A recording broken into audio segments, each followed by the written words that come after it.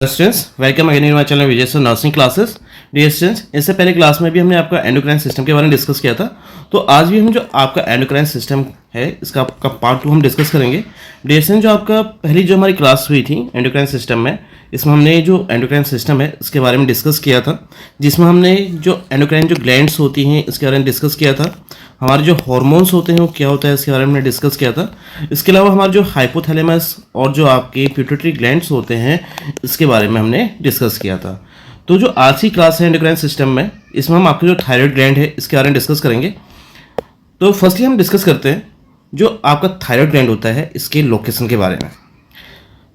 तो thyroid gland located in neck at the level of 5th, 6th, 7th cervical to first thoracic vertebra. Distance जो आपकी thyroid हमारी जो gland होती है ये हमारे जो आपका नेक होता है यहाँ पर सिचुएटेड रहता है। इसके अलावा जो हमारे 5th, 6th, 7th और आपकी जो फर्स्ट थोरेसिक वर्टिब्रा होती है इसके लेवल पर आपके सिचुएटेड रहता है, ठीक है। And it situated just inferior to the laryngeal prominence and the in front of the trachea. इसके अलावा जो आपका लैरेंजियल जो प्रोमिनेंस होता है इसके इंफीरियर साइड में लोकेटेड रहेगा आपका थायराइड ग्लैंड, और जो आपका ट्रैकिया होता है इसके फ्रंट में लोकेटेड रहता है। नेक्स्ट हम बात करते हैं आपका जो थायराइड ग्लैंड है इसके शेप के बारे में। डिस्टेंस जो आपका थायराइड ग्लैंड होता है ये हमारे शेप में बटरफ्लाई शेप का रहता है एंड वेट इसका आपका 25 ग्राम रहता है। कलर के बारे में बात करें, it is a brownish red colour. And lobes के बारे में बात करें तो डिस्टेंस जो आपके थायराइड ग्लैंड होते हैं इसमें आपके 2 लोब्स होते हैं, राइट लोब और आपका left lobe. And each lobe shape is cone shape, यानी जो आपके थायराइड ग्लैंड में जो 2 लोब्स होते हैं उन दोनों जो लोब्स हैं उसका शेप आपका कोन शेप का रहेगा। And each lobe is about 5 centimetre long, 3 centimetre wide and 2 centimetre thick. यानी जो आपकी लेंथ होती है थायराइड ग्लैंड की वो आपके 5 सेंटीमीटर लॉन्ग रहेगा। इसके वेट के बारे में बात करें तो 3 सेंटीमीटर इसकी वेट रहती है, और आपके थिकनेस के बारे में बात करें तो 2 सेंटीमीटर जो आपका थायराइड ग्लैंड है इसकी आपकी लेंथ रहती है। नेक्स्ट हम बात करेंगे hormones secreted by thyroid gland, यानी जो आपके थायराइड ग्लैंड होते हैं इसमें से आपके कौन कौन से हार्मोन सिक्रेट होते हैं। जैसे जो आपका थायराइड ग्लैंड होती है इसमें आपके 2 टाइप के सेल्स प्रेजेंट रहते हैं। फर्स्ट है आपका फॉलिकुलर सेल्स एंड सेकंड आपका पैरा फॉलिकुलर सेल्स, ठीक है। तो जो दोनों सेल्स होते हैं इसमें से आपके डिफरेंट टाइप के आपके हार्मोन सिक्रेट होते हैं। तो फर्स्टली हम बात करते हैं आपका जो फॉलिकुलर सेल्स होते हैं इसके हार्मोन्स के बारे में। जैसे जो आपका फॉलिकुलर सेल्स होता है इससे आपके 2 टाइप के हार्मोन्स निकलते हैं। फर्स्ट है T3 एंड सेकंड है आपका T4। जैसे जो आपका T3 होता है इसको हम आपका ट्राई आइडोथायरोन के नाम से जानते हैं, और जो आपका T3 है इसका जो नॉर्मल वैल्यू होता है वो 82-230 mg पर DL रहता है।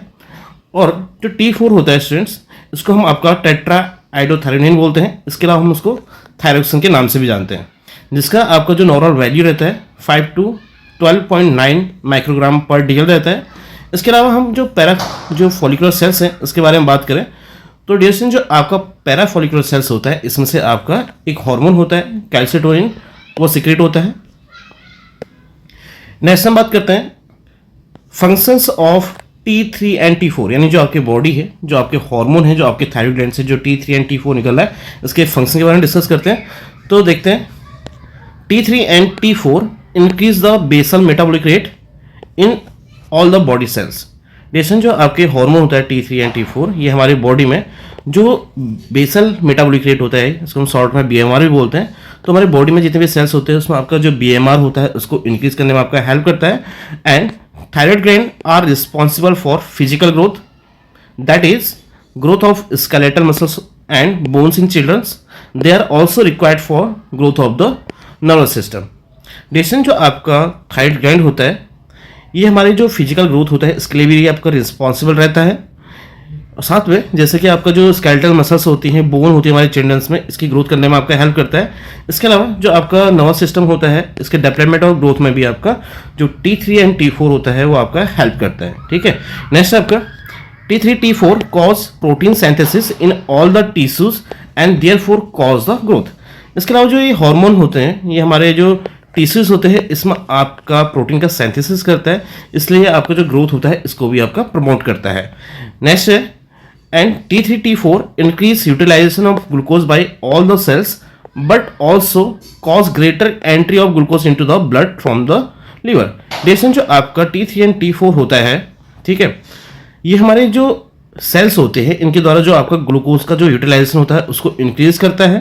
ठीक, इसके अलावा जो ग्लूकोज होता है वो हमारे लीवर से ब्लड में आपका ज़्यादा एंटर होना भी स्टार्ट होता है। ठीक है, नेक्स्ट है आपका T3 T4 cause mobilization of fat from the adipose tissues. इसके अलावा जो T3 एंड T4 होता है ये हमारे जो एडिपोज टिश्यूज होते हैं इससे आपको जो फैट का मोबिलाइजेशन करने में आपका हेल्प करता है and that leads to increase utilization of fatty acid for energy purpose. जिससे जो आपका जो फैटी एसिड होता है इसका यूटिलाइजेशन आपका एनर्जी पर्पस के लिए इंक्रीज रहता है। नेक्स्ट हम बात करते हैं इफेक्ट ऑन कार्डियोवास्कुलर सिस्टम, यानी जो आपका हार्ट है इसमें जो T3 एंड T4 होता है इसका क्या रोल होता है उसके बारे में डिस्कस करेंगे। And T3 and T4 affect contraction as well as rate of the heart. जैसे जो आपका T3 एंड T4 होता है ये हमारे हार्ट में जो कॉन्ट्रैक्शन होते हैं, जो आपका कंडक्शन सिस्टम होता है उसको स्टिमुलेट करता है, उसको अच्छे से प्रॉपर वर्क करने में आपको हेल्प करता है, जिससे जो हमारी हार्ट की जो रेट एंड जो रिदम्स होती हैं, ठीक है, उसको ये मेंटेन करने में भी आपका हेल्प करता है। And thyroid hormone increase the cardiac output also. उसके अलावा जो आपका कार्डिक आउटपुट होता है ये उसको भी आपका इंक्रीज करने में आपका हेल्प करता है। And they increase the systolic pressure and decrease the diastolic pressure. इसके अलावा जो T3 एंड T4 होते हैं ये हमारे जो सिस्टोलिक प्रेशर होता है इसको इंक्रीज करने में आपका हेल्प करता है, और जो आपका डायस्टोलिक प्रेशर होता है उसको डिक्रीज करने में भी आपका हेल्प करता है। नेक्स्ट हम बात करेंगे effect on the respiration. T3 T4 increase the rate and depth of the respiration. जैसे जो आपका रेस्पिरेशन सिस्टम होता है, रेस्पिरेटरी जो सिस्टम होता है उसमें भी आपका T3 T4 का रोल रहता है। ये हमारा जो रेस्पिरेटरी रेट और जो हमारी रेस्पिरेशन की जो डेप्थ होती है इसको इंक्रीज करने में भी आपका हेल्प करता है। नेक्स्ट हम बात करते हैं जो इसका इफेक्ट होता है हमारा CNS यानी जो आपका नर्वस सिस्टम होता है क्या रहता है। Excess of T3 and T4 cause nervousness and sleeplessness. इसके अलावा जो हमारा नर्वस सिस्टम होता है इसमें इफेक्ट करता है T3 एंड T4, जिससे जो आपका पर्सन होगा, ठीक है, एक कोई इंडिविजुअल होगा उसमें नर्वसनेस और आपका स्लीपनेस की कंडीशन आपकी देखने को मिल सकती है। नेक्स्ट हम बात करेंगे आपका कैल्सिटोनिन के बारे में। Calcitonin is secreted by parafollicular cells और सी सेल्स। डियर स्टूडेंट्स, अभी हमने डिस्कस किया था कि जो आपकी थायराइड ग्लैंड होती है इसमें 2 टाइप की आपकी सेल्स थी, एक आपका फॉलिकुलर सेल थी, दूसरा आपका पैराफोलिकुलर सेल्स थी। तो जो आपका कैल्सिटोनिन होता है हमारे जो पैराफोलिकुलर सेल्स होते हैं उसके थ्रू आपका सिक्रेट होता है, जिसको हम आपका सी सेल के नाम से भी जानते हैं। एंड लेस देन 10 पिकोग्राम पर ml इज नॉर्मल वैल्यू। और जो आपकी कैल्सिटोनिन की जो नॉर्मल वैल्यू होती है वो आपका 10 पिकोग्राम पर ml रहती है। And it act on bone cells and the kidney to reduce blood calcium level when they are rise. ठीक है, इसके अलावा जो आपका जो कैल्सिटोनिन होता है, ठीक है, ये हमारी जो बोन सेल्स होती है और जो किडनी होती है इसमें आपका एक्ट करता है, जिससे आपका जो ब्लड कैल्शियम लेवल होता है वो रिड्यूस हो जाता है जब आपका जो ब्लड कैल्शियम लेवल होगा इंक्रीज होगा। ठीक है, नेक्स्ट है आपका it promotes storage of calcium in bones and inhibit reabsorption of calcium by the renal tubules और बोन्स। डिस्टेंस, इसके अलावा जो कैल्सिटोनिन होता है ये हमारे जो कैल्शियम होता है इसको हमारे बोन्स में स्टोर करने के लिए प्रमोट करता है, स्टोरेज करने में आपका हेल्प करता है। इसके अलावा जो कैल्सिटोनिन होता है ये कैल्शियम का जो रीअब्जॉर्प्शन होता है हमारे किडनी से, यानी जो रीनल ट्यूब्यूल्स होता है और जो बोन से आपका रीअब्जॉर्प्शन होगा उसको ये आपका इनहिबिट करने का काम भी करता है। नेक्स्ट हम बात करते हैं जो कैल्सिटोनिन होता है इसके फंक्शन के बारे में। Reduce blood calcium level, increase urinary excretion. जो आपका कैल्सिटोनिन होता है इसके फंक्शन के बारे में बात कर रहे हैं, तो इसमें जो आपका कैल्सिटोनिन होता है ये हमारे जो ब्लड कैल्शियम लेवल होता है उसको रिड्यूस करता है, और आपका साथ में जो यूरिनरी एक्सक्रीशन होता है इसको भी आपका बढ़ाने का काम करता है। नेक्स्ट है inhibit reabsorption of calcium level from bones to decrease activity of the osteoclast. इसके अलावा जो कैल्सिटोनिन होता है ये हमारे जो कैल्शियम का रीअब्जॉर्प्शन हमारे जो बोन से होता है उसको डिक्रीज करने का काम भी करता है। ठीक है, इसके अलावा साथ में जो ऑस्टियोक्लास्ट की जो एक्टिविटी होती है इसको भी आपका डिक्रीज करता है। ठीक है, नेक्स्ट हम बात करते हैं इसके ब्लड सप्लाई के बारे में। The arterial blood supply to the gland is through the superior and inferior thyroid arteries. The superior thyroid artery is a branch of external carotid artery and the inferior thyroid artery is a branch of the subclavian artery. Distance जो आपका thyroid gland होता है इसमें जो आपकी arterial जो blood supply होती है वो आपके सुपीरियर और जो आपके इन्फीरियर जो थायराइड आर्टरी होती है इसके थ्रू आपका इसमें ब्लड सप्लाई होगी। और डिस्टेंस जिसमें आपकी सुपीरियर जो थायराइड आर्टरी होती है आपके एक्सटर्नल कैरोटिड आर्टरी की ब्रांच होती है। और डिस्टेंस जो आपके इन्फीरियर थायराइड जो आर्टरीज हैं ये हमारी जो सबक्लेवियन आर्टरी होती है इसकी ब्रांच रहती है। नेक्स्ट हम बात करते हैं इसके जो वेनस सप्लाई होता है, जो वेनस रिटर्न होता है वो किसके थ्रू होता है? The Venus return is by the thyroid when which drain into the internal jugular vein. Distance जो आपका जो डीऑक्सीजन जो ब्लड होता है वो आपका ड्रेन आपकी थायराइड वेन से होता है। और डिस्टेंस जो आपकी जो थायराइड वेन होती है आपका जो ब्लड होता है उसको आपका इंटरनल जुगुलर वेन में आपका ड्रेन करेगी। नेक्स्ट हम बात करेंगे आपका पैराथायराइड ग्लैंड के बारे में। And the parathyroid gland is 4 in number. जैसे आप इमेज में देख सकते हैं जो पैराथायराइड ग्लैंड होती है हमारे नंबर में 4 होती हैं। एंड लोकेशन के बारे में बात करें 2 parathyroid glands located behind the east lobe of the thyroid gland. जैसे जो आपका पैराथायराइड ग्लैंड होता है वो आपकी जो थायराइड ग्लैंड होती है इसके जस्ट बिहाइंड में आपका प्रेजेंट होता है, पोस्टीरियर पार्ट में लोकेटेड रहता है। और जैसे हमने डिस्कस किया था कि जो थायराइड ग्लैंड थे उसमें आपके 2 लोब्स थे, तो यानी जो एक लोब है इसके बिहाइंड या पोस्टीरियर जो पार्ट होता है उसमें 2 आपके पैराथायराइड ग्लैंड होंगे और जो दूसरा वाला जो आपका लोब है उसके पोस्टीरियर पार्ट में भी आपके 2 पैराथायराइड ग्लैंड हमारे लोकेटेड रहते हैं। नेक्स्ट हम बात करते हैं जो आपका पैराथायराइड जो ग्लैंड होता है इसके वेट के बारे में। तो 30 जो मिलीग्राम वेट होगा वो हमारे मेल्स में रहता है पैराथायराइड ग्लैंड का, और जो 35 मिलीग्राम रहेगा वो हमारे फीमेल्स में जो ईस्ट पैराथायराइड ग्लैंड होती है इसका वेट रहता है। And parathyroid hormone maintain the balance between calcium and phosphorus. डिएसन जो आपका पैराथायराइड जो ग्लैंड्स होती है एक हमारा हार्मोन सीक्रेट करता है उसको हम बोलते हैं आपका पैराथायराइड ग्लैंड्स। और डिएसन जो आपका पैराथायराइड जो ग्लैंड्स होती है ये हमारे जो कैल्शियम और जो फॉस्फोरस होता है इसकी जो बैलेंस होता है उसको मेंटेन करने में भी आपका हेल्प करता है। नेक्स्ट हम बात करेंगे आपका प्रिंसिपल चीफ सेल्स के बारे में। It secrete parathyroid hormone. डिएसन जो हमारा पैराथायराइड ग्लैंड होती है इसमें हमारी एक सेल प्रेजेंट रहती है, इसको बोलते हैं आपका प्रिंसिपल चीफ सेल। और डिएसन जो आपका प्रिंसिपल चीफ सेल होता है ये हमारे जो पैराथायराइड हार्मोन होता है इसको सीक्रेट करने का काम करता है। नेक्स्ट देखते हैं parathyroid gland do not develop properly while baby is growing warm is called congenital hypoparathyroidism और डाइजॉर्ज सिंड्रोम। ठीक है डिस्टेंस जब हमारी जो पैराथायराइड ग्लैंड होती है हमारे बेबीज में जब आपका वार्म में रहता है मदर के उस दौरान वो आपका डेवलप नहीं हो पाता है, तो इस कंडीशन को हम आपका कंजेनिटल हाइपोपैराथायरिडिज्म बोलते हैं। इसके अलावा हम इसको डाइजॉर्ज सिंड्रोम के नाम से भी जानते हैं। नेक्स्ट हम बात करेंगे आपका फंक्शंस ऑफ पैराथायराइड ग्लैंड के बारे में। Parathyroid gland cause synthesis and release of parathyroid hormones. Distance जो आपका पैराथायराइड ग्लैंड होते हैं या आपका जो पैराथायराइड हार्मोन होता है इसका सिंथेसिस और इसको रिलीज करने में आपका हेल्प करता है। इसके अलावा जो पैराथायराइड जो ग्लैंड होते हैं इसके कुछ हमारे इंपॉर्टेंट रोल भी होते हैं। डिस्टेंस जो आपका पैराथायराइड ग्लैंड होता है इसके हम जो रोल्स होते हैं उसके बारे में डिस्कस करते हैं। Parathyroid hormone cause increase absorption of calcium from the GI tract. Distance जो आपका पैराथायराइड हार्मोन होता है ये हमारे जो जीआई ट्रैक्ट होता है यहाँ से जो कैल्शियम का जो एब्जॉर्प्शन होता है उसको इंक्रीज करता है। इसके अलावा नेक्स्ट है and it also increase the absorption of calcium from the bone into blood. इसके अलावा आपका जो बोन से हमारा ब्लड में कैल्शियम का जो एब्जॉर्प्शन होता है उसको भी इंक्रीज करता है। And also increase absorption of calcium from the distal convoluted tubule and collecting duct of the kidney. इसके अलावा जो आपका पैराथायराइड हार्मोन होता है ये हमारे जो आपका डिस्टल कन्वोल्यूटेड ट्यूब्यूल होता है जो नेफ्रॉन में प्रेजेंट रहता है और जो कलेक्टिंग डक्ट होते हैं हमारे किडनी में, यहाँ पर से इसका जो एब्जॉर्प्शन होता है कैल्शियम का उसको इंक्रीज करता है। Thus it increase level of calcium in blood, जिससे आपका जो ब्लड है उसमें आपका कैल्शियम का लेवल भी इंक्रीज होता है। And the normal blood calcium level is 9 to 11 mg पर 100 ml। डिस्टेंस आपका नॉर्मल जो हमारा ब्लड कैल्शियम लेवल होता है वो 9 to 11 mg पर 100 ml रहता है। And it is maintain constant because of negative feedback mechanism. और इससे आपका जो पैराथायराइड हार्मोन होता है इसका जो रेगुलेशन होता है वो आपके नेगेटिव फीडबैक मैकेनिज्म के थ्रू रहता है। And maintaining the blood calcium level is important for excitability of the nerve, muscle contraction and blood clotting.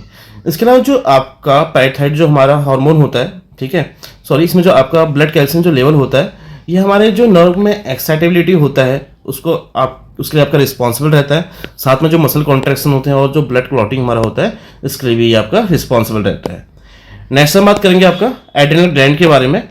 तो देखते हैं, it is also known by the suprarenal gland. जो आपका एड्रेनल ग्लैंड होता है इसको हम आपका सुप्रारीनल ग्लैंड के नाम से भी जानते हैं।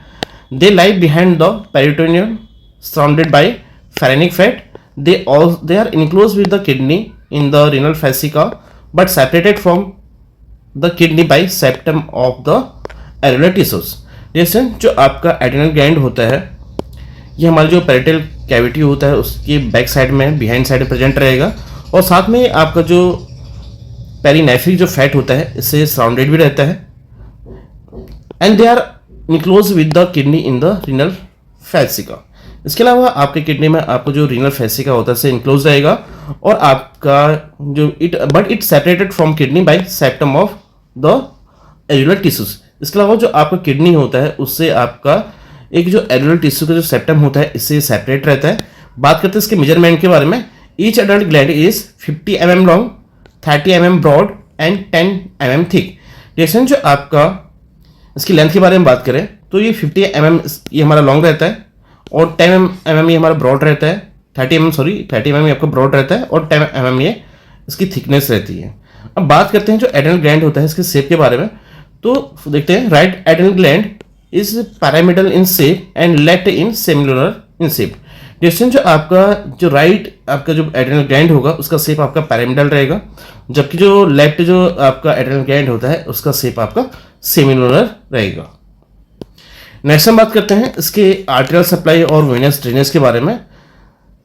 तो देखते हैं, superior suprarenal from the inferior phrenic artery. जैसे आपका जो सुपीरियर जो सुप्रारीनल पार्ट होता है इसमें आपको जो ब्लड सप्लाई होगी वो इंफीरियर फेरेनिक आर्टरी के थ्रू होगी और जो मिडिल जो सुप्रारीनल जो आपका पार्ट होता है एड्रेनल ग्लैंड का उसमें आपका एब्डोमिनल अरोटा से आपका आर्टेरियल ब्लड सप्लाई होगा और जो इंफीरियर जो सुप्रारीनल पार्ट होता है इसमें आपका रीनल आर्टरी के थ्रू आर्टेरियल ब्लड सप्लाई हमारा रहेगा। अब बात करते हैं सर वेनस ड्रेनेज के बारे में। A single suprarenal vein emerge from the hilus. ठीक है, अब देखिए जो आपका सिंगल जो सुप्रारीनल जो वेन होती है वो आपकी हाइलस से आपका इमर्ज रहता है। The right when drain into the inferior vena cava और जैसे जो आपकी राइट वेन होती है वो आपका इंफीरियर वेना कावा में आपका डीऑक्सीजनेटेड ब्लड को ड्रेन करती है and left when drain into the left renal vein. और जो आपका लेफ्ट वेन होगी वो आपका लेफ्ट रीनल वेन में आपका जो डीऑक्सीजनेटेड ब्लड होता है उसको ड्रेन करने में आपका हेल्प करेगा। नेक्स्ट हम बात करेंगे लिम्फेटिक ड्रेनेज के बारे में। It consist of paraaortic nodes. जैसे जो आपका पैराओरोटिक नोड्स होते हैं उसमें प्रेजेंट रहता है जिससे आपका जो लिम्फेटिक ड्रेनेज होगा वो पॉसिबल होगा। अब बात करें इसमें नर्व जो सप्लाई होती है उसके बारे में। Pre ganglionic sympathetic fibres supply the medulla of the gland. यानी जो आपका नर्व सप्लाई होगी यानी जो आपका एड्रेनल मेडुला होता है उसमें आपका जो प्री गैंग्लियोनिक जो सिंपैथेटिक फाइबर होता है इसके थ्रू आपका इसमें नर्व सप्लाई रहेगा। नेक्स्ट हम बात करते हैं लेयर्स ऑफ एड्रेनल कॉर्टेक्स के बारे में। जैसे जो आपका एड्रेनल कॉर्टेक्स वाला पार्ट होता है इसमें हमारे 3 लेयर्स प्रेजेंट होती हैं। फर्स्ट है आपका जोना ग्लोमेरुलोसा, सेकंड आता है आपका जोना फैसिकुलेटा, थर्ड आता है आपका जोना रेटिकुलरिस। जैसे फर्स्ट हम बात करते हैं आपका जोना ग्लोमेरुलोसा के बारे में। जैसे जो आपका जोना ग्लोमेरुलोसा होता है ये हमारी जो एड्रेनल कॉर्टेक्स होती है इसकी आउटर लेयर रहती है and it is responsible for production of mineralocorticoid.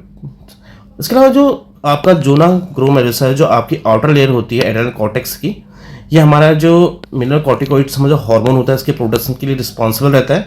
Next हम बात करते हैं जो जोना फैसिकुलेटा जो आपकी सेल है, ठीक है, जो लेयर्स है आपकी एड्रेनल कॉर्टेक्स में उसके बारे में। ये हमारी मिडिल हमारी लेयर रहती है, ये हमारे जो ग्लूकोकॉर्टिकॉइड होता है इसके प्रोडक्शन के लिए आपके रिस्पॉन्सिबल रहता है। और जो आपकी एड्रेनल जो कॉर्टेक्स होता है इसका जो इनर मोस्ट लेयर होती है उसको बोलते हैं आपका जोना रेटिकुलरिस। जैसे जो आपका जोना रेटिकुलरिस होता है ये हमारा जो सेक्स हार्मोन होता है इसके प्रोडक्शन के लिए रिस्पॉन्सिबल रहता है। जो आपका सेक्स हार्मोन होगा जिसको प्रोड्यूस करेगा उसको हम आपका एंड्रोजन बोलते हैं। नेक्स्ट हम बात करते हैं आपका एड्रेनल मेडुला के बारे में। जैसे जो आपका एड्रेनल मेडुला होता है ये मेनली आपके 2 हार्मोन सीक्रेट करता है, उसको बोलते हैं आपका एड्रेनालिन और नॉर एड्रेनालिन। जैसे जो आपका एड्रेनालिन होता है इसको हम एपिनेफ्रिन के नाम से भी जानते हैं और जो आपका नॉर एड्रेनालिन होता है इसको हम नॉर एपिनेफ्रिन के नाम से भी जानते हैं। इसके अलावा डियरसेंस जो आपका एड्रेनल मेडुला होता है ये कुछ अमाउंट में आपका डोपामाइन भी सीक्रेट करता है और डियरसेंस इन तीनों की जो कॉम्बिनेशन होता है उसको हम बोलते हैं आपका कैटेकोलामाइन। डिस्टेंस से आप इमेज में फोकस कर सकते हैं। जो ये आपका एड्रेनल ग्लैंड का इमेज है स्टूडेंट्स, जो आपका ये वाला पार्ट है इसको हम बोलते हैं आपका कॉर्टेक्स, और जो इनर वाला पार्ट है जो आपको रेड कलर से मेंशन किया गया है इसको बोलते हैं हम आपका मेडुला। जैसे हमने अभी डिस्कस किया था जो आपके एड्रेनल कॉर्टेक्स थे उसमें आपके 3 लेयर्स से आप इमेज में फोकस कर सकते हैं। जैसे फर्स्ट हमने बात किया था जोना ग्लोमेरुलस के बारे में, जो आपकी आउटर मोस्ट लेयर होती है एड्रेनल कॉर्टेक्स की। सेकंड लेयर हमने आपका डिस्कस किया था जोना फैसिकुलेटा के बारे में, जो आपकी मिडिल लेयर होती है एड्रेनल कॉर्टेक्स की, और जो इनर मोस्ट लेयर थी आपकी एड्रेनल कॉर्टेक्स की उसको बोल रहे थे हम आपका जोना रेटिकुलरिस। नेक्स्ट हम बात करेंगे आपका एड्रेनल मेडुला के बारे में। Medulla is consist of group of chromatin cells arranged around the sinusoid. Distance आपको जो एड्रेनल जो मेडुला होता है इसमें आपके जो क्रोमैटिन सेल्स होते हैं इसका ही ग्रुप प्रेजेंट रहता है, जो आपके जो साइनसॉइड होता है इसके अराउंड में आपका अरेंज रहते हैं। Adrenal medulla it secrete 2 hormones adrenaline and noradrenaline. डिस्टेंस अभी हमने डिस्कस किया था जो एड्रेनल मेडुला होता है मेनली आपके 2 हार्मोन सिक्रीट करता है, जैसे कि आपके एड्रेनलिन और नॉरएड्रेनलिन। Wherever there is a stimulation of sympathetic nervous system, there is a stimulation of adrenal medulla to secrete the adrenal and noradrenaline। ठीक है, डिस्टेंस अब क्या होता है जब भी आपका जो sympathetic nervous system हमारा स्टिमुलेट होता है इसके थ्रू भी आपका जो एड्रेनल मेडुला के जो हार्मोन होते हैं वो सीक्रेट होना स्टार्ट हो जाता है। Both these hormone have same effect as sympathetic stimulation, और इसमें इन दोनों हार्मोन का जो इफेक्ट रहता है सेम होता है हमारे सिंपैथेटिक स्टिमुलेशन के थ्रू। अब देखते हैं, फर्स्ट देखते हैं इसमें increase in heart rate and increase in force of contraction of the heart. Distance जो आपका एड्रेनलिन और जो नॉन एड्रेनलिन होता है ये क्या करते हैं हमारे जो हार्ट की रेट होती है और जो हमारे कॉन्ट्रैक्शंस होते हैं हमारे हार्ट में उसको इंक्रीज करता है, and also helps in the vaso constriction and increase the blood pressure. इसके अलावा हमारा जो वेजो कॉन्स्ट्रिक्शन होता है इसके लिए भी रिस्पॉन्सिबल रहता है, और आपका जो ब्लड प्रेशर होता है उसको इंक्रीज करने में भी आपका ये हेल्प करता है। Translocation of blood from less important to more important organ. इसके अलावा ये जो आपका ब्लड होता है उसको लेस इंपॉर्टेंट से मोर इंपॉर्टेंट जो ऑर्गन्स होता है वहाँ पर कोई आपका ट्रांसफर करने का काम करता है। नेक्स्ट है it also helps in the increase in BMR। इसके अलावा आपका जो BMR होता है उसको इंक्रीज करने में भी आपका हेल्प करता है, and dilation of pupil due to constriction of the dilator pupillae muscles of the iris. इसके अलावा ये हमारे जो पीपल डायलेशन होता है इसमें भी आपका ये हेल्प करता है, पीपल को डायलेट करने में आपका हेल्प करता है। और डिस्टेंस जो आपका पीपल डायलेशन होगा ये हमारी मसल्स होती है हमारे आइरिस में, उसको बोलते हैं आपका डायलेटर पेपिलाई मसल्स। इसमें जब एक कॉन्स्ट्रिक्शन होगा, कॉन्ट्रैक्शंस होंगे तो उसके थ्रू ही आपका जो पीपल्स होंगे वो आपका डायलेट होना स्टार्ट होगा। नेक्स्ट हम बात करेंगे पैनक्रियाज के बारे में। Pancreas is an endocrine as well as exocrine gland. जैसे जो आपका पैनक्रियाज होता है ये हमारा एक तो एंडोक्राइन ग्लैंड भी है, साथ में आपका इसको हम एक्सोक्राइन ग्लैंड के अंडर भी रखते हैं। इसके अलावा जो पैनक्रियाज होता है इसको हम मिक्स ग्लैंड भी बोलते हैं, and the exocrine part consist of acini. और जैसे जो आपका एक्सोक्राइन वाला पार्ट होता है पैनक्रियाज का उसमें आपके एसिनाई प्रेजेंट रहते हैं। Between acini there are group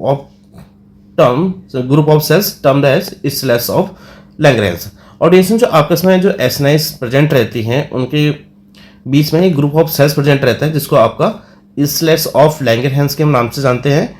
and secretion of islets of Langerhans are hormone that are directly released into the blood. और डिएक्शन जो आपके पैनक्रियाज में इसलेट्स ऑफ जो लैंगरहैंस होता है इसमें से आपका जो हार्मोन होता है उसका सिक्रेशन हमारा पॉसिबल रहता है, और डिएक्शन जो ये हार्मोन होते हैं हमारे डायरेक्टली आपके ब्लड में सिक्रेट होते हैं। नेक्स्ट देखते हैं डिस्टेंस जो आपके इसलेट्स लैंगरहैंस होते हैं इसमें आपके 3 टाइप के आपके सेल्स पाए जाते हैं मेनली। फर्स्ट है आपका अल्फा सेल्स, सेकंड आपका बीटा सेल्स, थर्ड आपका डेल्टा सेल्स। डिस्टेंस जो ये 3 सेल्स होते हैं इनमें से भी आपके डिफरेंट टाइप के आपके हार्मोन सिक्रेट होते हैं जो आपकी ब्लड ग्लूकोज लेवल को आपका रेगुलेट करने में आपका हेल्प करेगा। फर्स्ट हम बात करते हैं अल्फा सेल्स के बारे में। तो जो आपका अल्फा सेल्स होता है इसमें से आपके ग्लूकागोन हार्मोन सिक्रेट होता है, जबकि जो आपका बीटा सेल्स होता है इसमें से आपका इंसुलिन हार्मोन सिक्रेट होगा। और इसमें जो आपके लास्ट आता है डेल्टा सेल्स, इससे आपका एक हार्मोन सिक्रेट होता है उसको बोलते हैं आपका सोमैटोस्टैटिन। डियर स्टूडेंट्स, नेक्स्ट हम बात करते हैं आपका जो पैनक्रियाज से हार्मोन निकल रहे हैं उसके फंक्शन के बारे में। डियर स्टूडेंट्स, जो आपका ग्लूकागोन हार्मोन होता है जो आपके अल्फा सेल्स के थ्रू आपका सिक्रेट होता है तो डिएसएन जो आपका ग्लूकागॉन हार्मोन होता है ये आपके ब्लड शुगर लेवल को इंक्रीज करने में आपका हेल्प करता है। इसके अलावा जो बीटा सेल्स होते हैं जिसमें से आपका इंसुलिन सीक्रेट होता है, तो डिएसएन जो इंसुलिन होता है हमारे ब्लड शुगर लेवल को डिक्रीज करने में आपका हेल्प करता है। और डिएसएन जो डेल्टा सेल्स थी जैसे कि इसमें से आपका सोमेटोस्टेटिन में आपका हार्मोन निकल रहा था, ये आपका जो इंसुलिन और जो ग्लूकागॉन होता है दोनों के रिलीज को मेंटेन करने में आपका हेल्प करेगा। नेक्स्ट हम बात करेंगे पिनियल ग्लैंड के बारे में। It is also known as biological clock और थर्ड आई। डिएसएन जो हमारा पिनियल ग्लैंड होता है इसको हम आपका बायोलॉजिकल क्लॉक और थर्ड आई के नाम से जानते हैं and helps in circadian rhythm. इसके अलावा ये आपका जो सर्काडियन रिदम होता है यानी जो स्लीप साइकिल होती है इसको मेंटेन और आपका रेगुलेट करने में आपका हेल्प करता है and it is a smallest organ and gland. इसके अलावा जो पिनियल ग्लैंड होता है हमारे बॉडी का स्मॉलेस्ट ऑर्गन और स्मॉलेस्ट ग्लैंड है। इसके शेप के बारे में बात करें तो पाइन कोन शेप का ये ऑर्गन रहता है। नेक्स्ट बात करते हैं इसके लोकेशन और पोजीशन के बारे में। It is situated between in cerebral hemisphere to the third ventricle. इसके अलावा जो आपका पिनियल ग्लैंड होता है ये हमारे सेरिब्रल जो हेमिस्फीयर होता है इसके बीच में लोकेटेड रहेगा और ये आपके सेरिब्रल हेमिस्फीयर के जो मिडल वाला पार्ट होता है वहाँ से ये थर्ड वेंट्रिकल तक इसकी आपकी लोकेशन रहती है and it's secret melatonin hormone. इसके अलावा जो पिनियल ग्लैंड होता है एक हार्मोन सीक्रेट करता है उसको हम आपका मेलेटोनिन बोलते हैं। नेक्स्ट हम बात करते हैं फंक्शंस ऑफ मेलेटोनिन के बारे में। It maintain circadian rhythm. डिएसएन जो आपका मेलेटोनिन होता है एक तो ये सर्काडियन रिदम को मेंटेन यानी जो आपका स्लीप साइकिल होता है इसको मेंटेन और रेगुलेट करने में आपका हेल्प करता है। इसके अलावा आपका ये लिबिडो को सप्रेस करता है यानी जो हमारी सेक्सुअल जो ड्राइव्स होती हैं उसको डिक्रीज करता है and it is a oxidant also. इसके अलावा आपका जो मेलेटोनिन होता है एक आपका एंटी ऑक्सीडेंट भी है। नेक्स्ट हम बात करेंगे आपका थाइमस ग्लैंड के बारे में। It is partly endocrine gland and partly lymphatic gland और ऑर्गन। डिएसएन जो आपका थाइमस ग्लैंड होता है ये पार्सली एंडोक्राइन ग्लैंड है और इसके अलावा ये पार्सली लिम्फेटिक ग्लैंड और आपका लिम्फेटिक ऑर्गन भी है। और डिएसएन जो आपका जो हमारे बॉडी का प्रॉपर जो इम्यून सिस्टम का जो फंक्शनिंग होती है वो आपकी जो थाइमस ग्लैंड की जो एक्टिविटी होती है इस पर डिपेंड करता है। इसके कलर के बारे में बात करें तो पिंकिश ग्रे कलर का आपका जो थाइमस ग्लैंड है इसका ये कलर रहेगा। लोकेशन के बारे में बात करें it is located over the heart anterior to ascending aorta behind the sternum. इसके अलावा जो आपका थाइमस ग्लैंड होता है ये आपके हार्ट की ऊपर साइड को लोकेटेड रहता है। इसके अलावा ये आपका जो असेंडिंग जो ओरोटा होता है उसके एंटीरियर पार्ट में लोकेटेड रहेगा और जो स्टर्नम होता है इसके बैक साइड में बिहाइंड साइड में आपको लोकेटेड रहता है। बात करते हैं थाइमस ग्लैंड का जो वेट है इसके बारे में तो 10 to 15 gram at birth and grows until puberty 30 to 40 gram and it reach normal after puberty.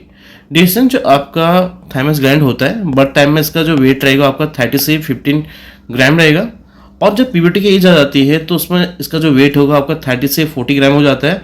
लेकिन जो आफ्टर प्यूबर्टी होता है तो इसका जो वेट होगा दोबारा नॉर्मल आपका 10 to 15 ग्राम आपका पहुंच जाता है and it's secret thymosin hormone.